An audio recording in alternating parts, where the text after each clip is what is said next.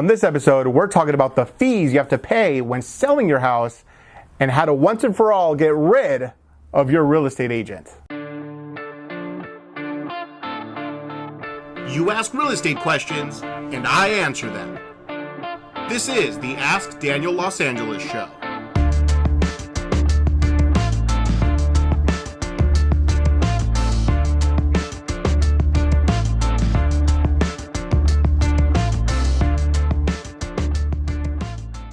Welcome everybody to episode 19 of the Ask Daniel Los Angeles Show. We have 4 really good questions for you, so let's get going.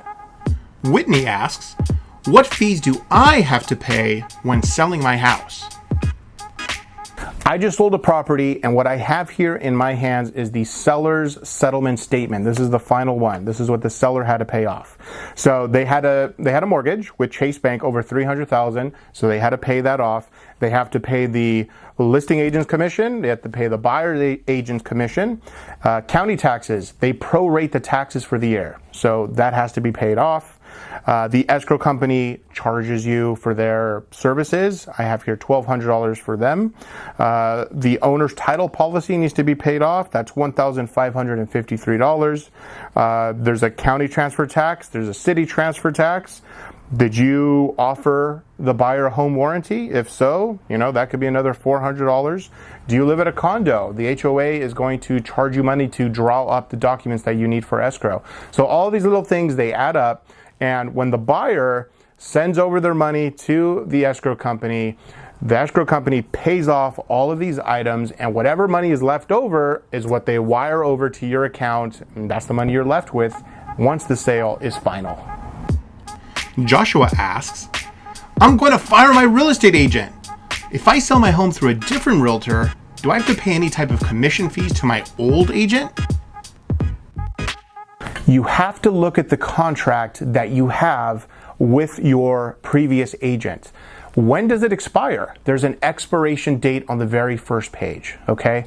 If the contract has expired, congratulations, you are done with that agent and you can now move on to a new agent and sell your property. However, agents like to make their contracts really, really long, 6 months, a year long sometimes. So you might fall into that trap where, oh my gosh, I'm still under contract with this previous agent, and you're kind of locked down. You can't sell your house unless you want to pay double commission, which nobody ever does. So you have to ask that agent to cancel the contract. Are they going to cancel it? Hopefully your agent's a nice person and they do that, but sometimes they don't, okay? And the reason why is because they're pissed off that you're canceling the contract, and they're saying, well, you're going to piss me off, I'm going to piss you off right back. Excuse my language, but that's kind of how it is, all right? So if they cancel the contract, that's great. If they don't want to cancel the contract, you got to wait until that contract expires, and it's on the first page. Just look at the date. But once it expires or you have the cancellation, you can hire a new agent and sell your property and live happily ever after. Ethan asks, should we get our loan pre-approval letter from a bank, or do you suggest going to a loan broker instead?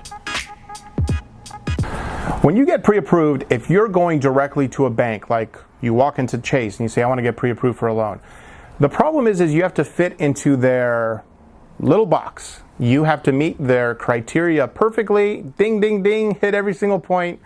If you don't, then they're going to say, sorry, you can't get a loan here. With a mortgage broker, they shop you around to like 40, 50 different lenders. So if you don't fit in one box, maybe you'll fit into this other lender's box. You'll match all of their criteria.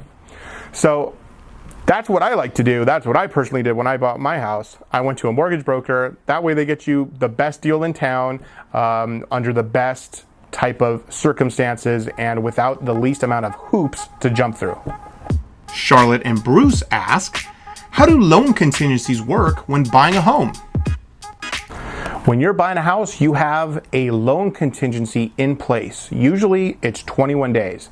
That means if for whatever reason, within 21 days, you can't get a loan, your lender's telling you things aren't looking good, you can back out of the deal and you get your deposit back with no problems, okay? The issue is that when you buy a car and your FICO score drops or you lose your job, you can't get a loan anymore. right? And so that's what that contingency is there for. It's there to protect you. As long as you back out of the deal within that time period, then you'll be okay. That is it for episode 19 of the Ask Daniel Los Angeles show. If you have any real estate questions, send them my way. I'm going to answer them on this show. Daniel@contemporealtors.com is my email address. You keep asking real estate questions, and I'll keep answering them.